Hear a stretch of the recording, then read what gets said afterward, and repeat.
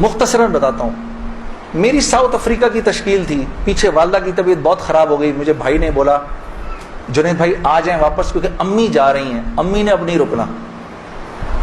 تو میں نے ساتھیوں سے کہا, انہوں نے کہا یار چلے جاؤ, کیا فرق پڑتا ہے, یہ پھر یاد کرو گے ساری زندگی. اب میں سوچتا رہا, اب میں نے امی کو فون کیا, میں نے کہا اماں آ جاؤں, کہا نہیں ہرگز نہیں آنا.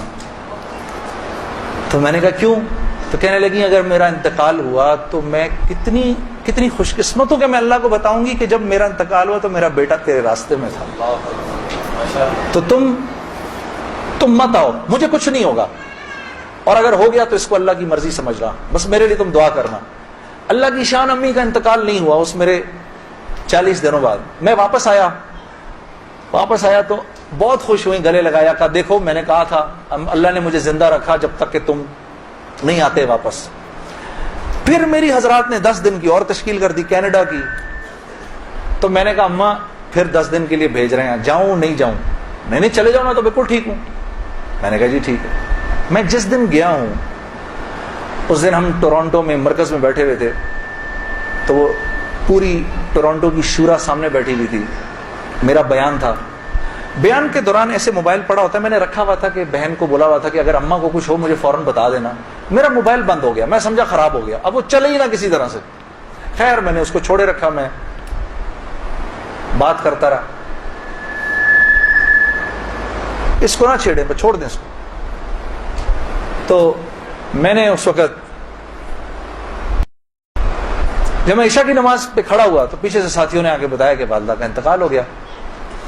میں نے بہن کو فون کیا, کیا ہوا؟ کہتی ہے کہ ابھی فجر کی ہم نے نمازیں پڑھی ہیں, فجر سے تھوڑا سا پہلے انتقال ہوا ہے. اور 2-2:30 بجے اس امی نے بلایا میری بیوی کو, اور میری بیوی کو بلا کے بولا کہ بیٹا دیکھو میں نے تو ساری زندگی تمہیں بیٹی کی طرح رکھا, لیکن میں ساس ہوں, کمی بیشی ہو سکتی ہے, تو اگر کچھ ایسی ہوئی ہو تو مجھے معاف کر دینا. تو میری وائف نے کہا امی آپ کیسی باتیں کر رہی ہیں, مجھے تو کبھی خیال بھی نہیں آیا اس بات کا.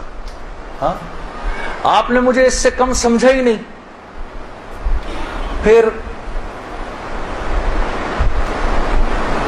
میری بہن سے کہا کہ تم بیٹا مجھے لگتا ہے میں آج چلی جاؤں گی, مجھے سورہ یاسین سناؤ. تو میری بہن نے ان کو سورہ یاسین سنائی. تو میری بہن کہتی ہے کہ آنکھیں بند کر کے لیٹ گئیں اور مجھ سے کہا کہ اب سورہ رحمان سناؤ. تو سورہ رحمان پڑھتے پڑھتے میری امی نے آنکھیں کھولیں, اور آنکھیں کھول کے میری بہن سے کہا کہ منیزہ یہ دیکھو یہ کس قدر ایک حسین عورت تمہارے ساتھ کھڑی ہوئی ہے, ذرا اپنے اس طرف دیکھو کتنی حسین عورت کھڑی ہے تمہارے ساتھ, بیٹا یہ مجھے لینے آئی ہے. تو میری بہن کہتی ہیں کہ اماں یہاں تو کوئی نہیں کھڑا. نہیں, اس کے پیچھے دیکھو, اس کے پیچھے بھی کچھ لوگ کھڑے ہیں. تو میری بہن کہتی ہے کہ میں نے کہا اماں تو چلیں پھر کلمہ پڑھیں, پھر آپ کے جانے کا وقت ہے. کہا اپنے ابا کو بلاؤ جلدی سے. تو میرے ابا آئے اور میرے ابا کو کہا کہ دیکھیں میں نے ساری زندگی آپ کی عزت کا خیال رکھا, میرے لیے بس وہ نمبر 1 چیز تھی, اس میں اگر کوئی کمی بیشی ہوئی ہو تو مجھے معاف کر دیجیے گا. میں اب جا رہی ہوں. کلمہ پڑھا اور آنکھیں بند کر لی, بس اس طرح گئیں وہ. اللہ پاک ہر عورت کو ایسے جانے کی توفیق عطا فرمائے دنیا سے. ہمیں سب کو اللہ پاک ایک خوبصورت موت عطا فرمائے کہ ہم دنیا میں ایک خوبصورت موت ہی تو کمانے آئے ہیں. ہاں کہ جب ہم یہاں سے جائیں, میری اللہ سے دعا ہے یا اللہ اس مجمع میں جتنے مرد اور عورت بیٹھے ہیں جب اس دنیا سے جائیں تو یا اللہ وہ ان کی زندگی کا سب سے خوبصورت دن ہو.